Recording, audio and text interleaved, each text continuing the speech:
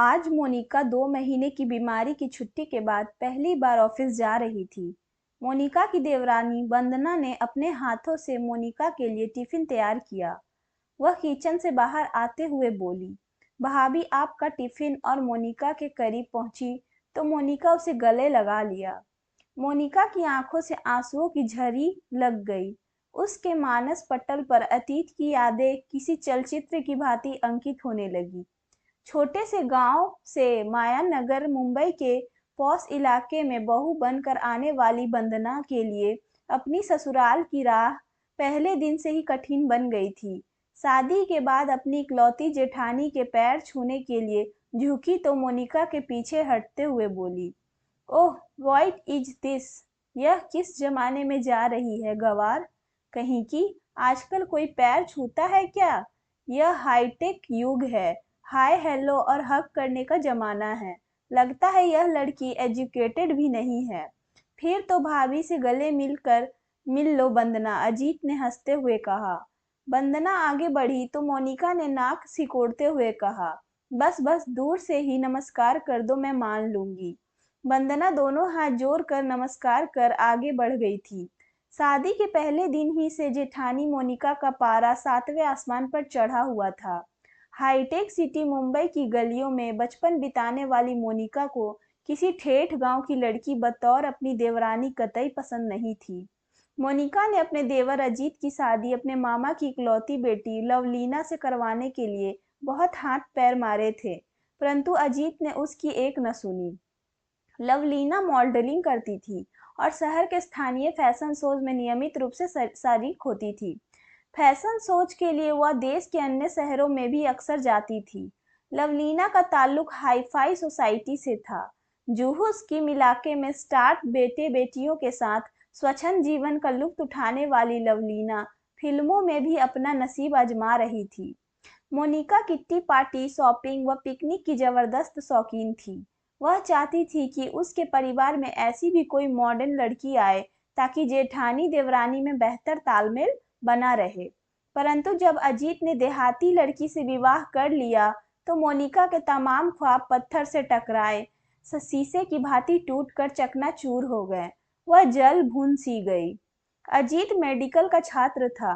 जब वह एमबीबीएस के अंतिम वर्ष में स्टडी कर रहा था तब अपने मित्र सुमित के विवाह में शरीक होने उसके गांव गया था। वह पहली बार किसी गांव में गया था।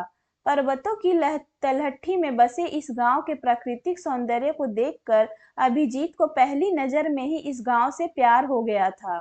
गांव के चारों ओर आच्छादित हरियाली, दूर दूर तक लहलहाते हरे भरे खेत, खेतों में फुदकती चिड़ियां, हरे भरे घने वृक्षों पर कलवर करते विभाग और उनकी छांव में नृत्य करते मोर, अमराइयों में कूकती कोयल आदि ने अजीत को इतना प्रभावित किया कि वह शादी के बाद भी कई दिनों तक अपने दोस्त के घर पर ही रुक गया था।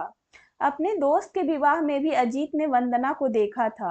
विवाह के 2 दिन पूर्व आयोजित संगीत संध्या में उसने वंदना को गाते और नृत्य करते हुए पहली बार देखा था। संगीत संध्या की रात को नींद से अजीत की आंखें में किनारा कर लिया। रात भर उसकी आंखों के सामने वंदना का चेहरा ही घूम रहा था।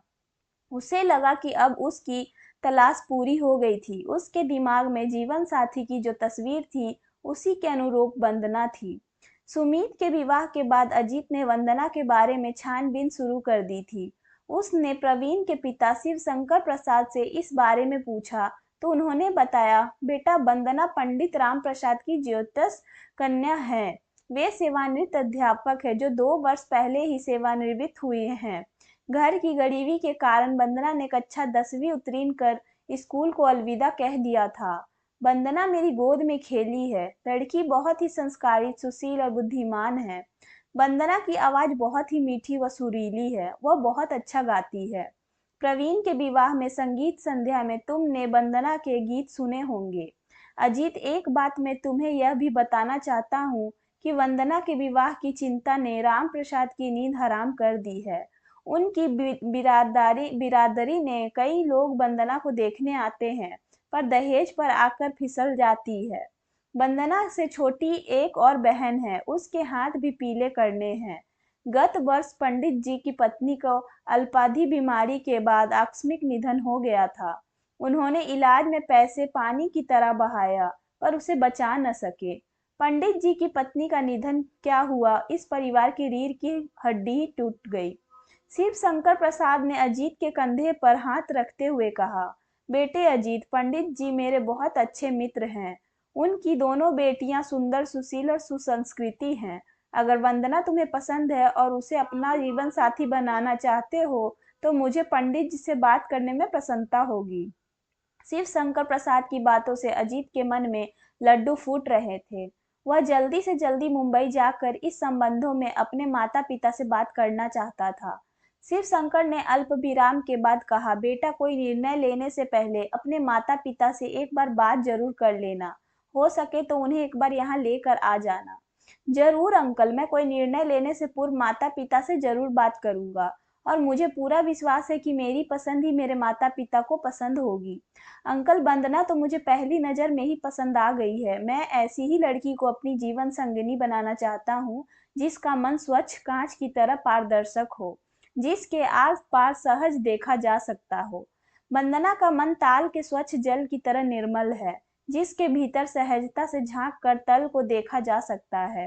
अंकल, सुमीत के विवाह के दौरान हमारी कई बार मुलाकातें हो चुकी हैं। मैं कल ही मुंबई जा रहा हूँ। आप चाहे तो वंदना के पापा से बात कर सकते हैं। अजीत उत्साहित होकर बोल रहा था। ठीक है, मैं कल ही पंडित जी से बात कर लेता हूँ, शिव शंकर ने कहा। अजीत ने मुंबई पहुंचकर जब अपने मम्मी पापा और भैया भाभी से इस बारे में बात की, तो मोनिका भाभी क्रोधित हो गई। उन्होंने नाराजगी व्यक्त करते हुए कहा, अरे अजीत, मैंने तो लवलीना से तुम्हारे लिए बात कर रखी है। मुंबई जैसे शहर में गांव की अशिक्षित और गंवार लड़की का कर समाज में हमारी नाक कटवाएगा क्या? अरे भाभी, मैंने आपसे पहले ही कह दिया था कि मुझे लवलीना पसंद नहीं है। मेरी और उसकी सोच में जमीन आसमान का अंतर है। भाभी, मैं सीधा साधा लड़का हूँ, जबकि लवलीना हाई फाई। अजीत मुस्कुराते हुए कुछ कहने जा रहा था, मगर मोनिका ने अजीत की बात काटते हुए, क्या बुराई है लवलीना में? दिखने में कितनी हीरोइन से कम नहीं है। अच्छी पढ़ी लिखी है, ऊंचे खानदान की है, हाई सोसाइटी से ताल्लुकात रखती है। भैया, तुम्हें ऐसी लड़की दिन में चिराग लेकर ढूंढने से भी नहीं मिलेगी। कहते हुए मोनिका मुंह फुलाकर बैठक से चली गई। अरे भाई, उसे अपनी पसंद की लड़की से शादी करने दो ना। तुम अपनी पसंद उस पर क्यों थोप रही हो? अजीत के बड़े भाई रोहन ने मोनिका को समझाते हुए कहा, लेकिन तब तक मोनिका अपने कमरे में जा चुकी थी। 2 ही दिनों बाद अजीत अपने माता पिता को लेकर वंदना के गांव पहुंच गया।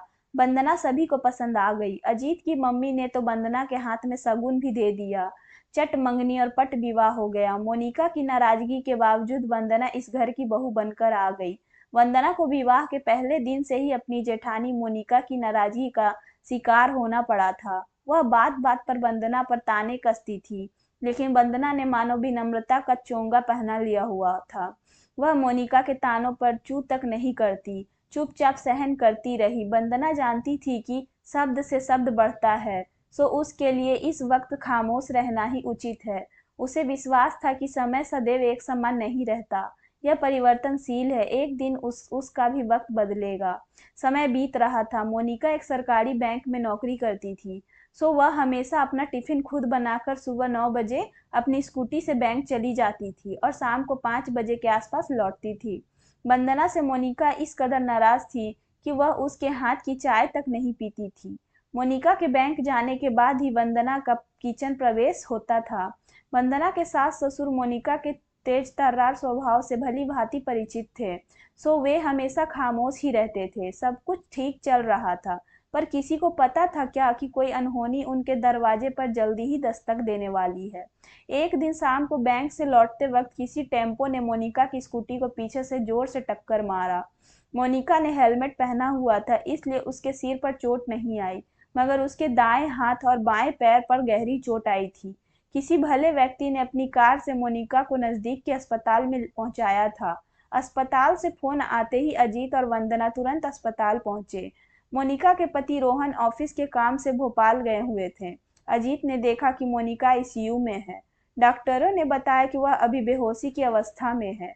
कुछ देर में उन्हें होश आ जाएगा। हेलमेट की वजह से उनके सिर में कोई चोट नहीं आई, मगर वह घबरा कर बेहोश हो गई। उसके हाथ और पैर में गहरी चोट लगी है, फ्रैक्चर भी हो गया है। एक्सरे रिपोर्ट आने के बाद पता चल जाएगा। कुछ ही देर में मोनिका को होश आ गया। डॉक्टर ने अजीत को इशारों से अंदर बुलाया। अजीत ने मोनिका को बताया कि वे बिल्कुल न घबराएं, उनके हाथ और पैर में भी चोट लगी है, सिर में कहीं चोट नहीं आई है। एक्सरे से मालूम पड़ जाएगा कि फ्रैक्चर है या नहीं। कुछ ही देर बाद डॉक्टर ने एक्सरे देखकर अजीत को बताया कि मोनिका के दाएं हाथ और बाएं पैर में फ्रैक्चर है।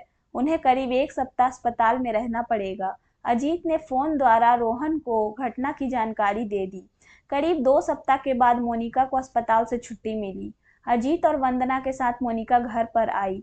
घर के दरवाजे पर मोनिका को रोककर वंदना ने कहा, भाभी अब तुम अपने लिए पानी का गिलास तक नहीं भरोगी। डॉक्टर ने वैसे ही आपको पूरे 2 महीने के लिए आराम करने की सलाह दी है। फिर आपके एक हाथ और एक पैर पर प्लास्टर चढ़ा है, सो अब आप आराम की सख्त जरूरत है। आज से आप मुझे कोई भी और किसी भी प्रकार का काम करने के लिए कहने में कोई संकोच नहीं करेंगी। ऐसा मुझसे वादा करो, तभी आपको मैं घर के अंदर आने दूंगी। यह कहने के साथ ही वंदना के बीच दरवाजे पर खड़ी हो गई। मोनिका की आंखों से आंसू छलक पड़े। उसने वंदना को एक हाथ से अपनी ओर खींचते हुए उसका माथा चूम लिया और रूंधे कंधे से बोली, वंदना मुझे माफ कर देना, मैंने तुम्हें न जाने क्या क्या कहा और तुम्हें बेवजह परेशान भी बहुत किया। तुम पिछले 2 सप्ताह से सब कुछ भुलाकर मेरी सेवा में समर्पित हो गई हो। इतनी सेवा तो अपना भी कोई नहीं करेगा। वंदना, तुम्हें इस घर में आए अभी 7 महीने ही हुए हैं, पर तुमने अपनी मृदुलबानी और विनय भाव से हम सबका दिल जीत लिया। मुझे अजीत की पसंद पर गर्व है। वंदना, तुम्हारे बर्ताव से एक बात मेरी समझ में आ गई कि गांव की लड़की अशिक्षित हो सकती है मगर असंस्कृतिक नहीं। तुम पारिवारिक एटिकेट्स की जीती जागती मूरत हो। वंदना प्लीज मुझे तुम माफ कर दो तो भी मैं घर में प्रवेश करूंगी। भाभी, आप बड़ी बहन के समान हैं, जिसे अपनी छोटी बहन को डांटने और फटकारने का हक तो होता है न। फिर भला मुझे बुरा क्यों लगेगा? आप माफी की बात करते हैं, मुझे शर्मिंदा न करें, यह तो आपका विनय है। भाभी, कहते हुए वंदना ने अपनी जेठानी को बाहों में भर लिया। अरे भाई, देवरानी और जेठानी की डायलॉग बाजी खत्म हो गई हो तो हम अंदर चले क्या? मुझे तो अजीत की जोर से भूख लगी है। दरवाजे के बाहर खड़े रोहन ने अजीत की ओर देखकर मुस्कुराते हुए कहा, हाँ हाँ भाई साहब, खत्म हो गई है हमारी डायलॉग बाजी। अब आप भीतर आइए, मैं भाभी को अपने कमरे में बिठाकर आप सभी के लिए चाय नाश्ता बनाती हूँ। कहते हुए वंदना ने अपने दोनों हाथ मोनिका की तरफ बढ़ा दिए, जिन्हें उसने कस कर पकड़ लिया और धीरे धीरे वंदना को सहारा लेते हुए अपने कमरे की ओर बढ़ने लगी। अरे भाभी, आप कहाँ खो गई हैं? अब तो मेरा हाथ छोड़ो ना। आपने कब से इसे कस कर पकड़ रखा है? आपको बैंक जाने में देर हो रही है, वंदना ने कहा। ओह सॉरी वंदना, मैं तो अतीत में पहुंच गई थी। कहते हुए मोनिका ने वंदना के हाथ से टिफिन लिया और अपने पति रोहन के साथ धीरे धीरे सीढ़ियां से उतरने लगी। आशा करती हूँ देवरानी और जेठानी की यह स्टोरी आपके दिल को छू ली होगी। इसी तरह की कहानी को सुनने के लिए मेरे चैनल को सब्सक्राइब जरूर कर ले। धन्यवाद।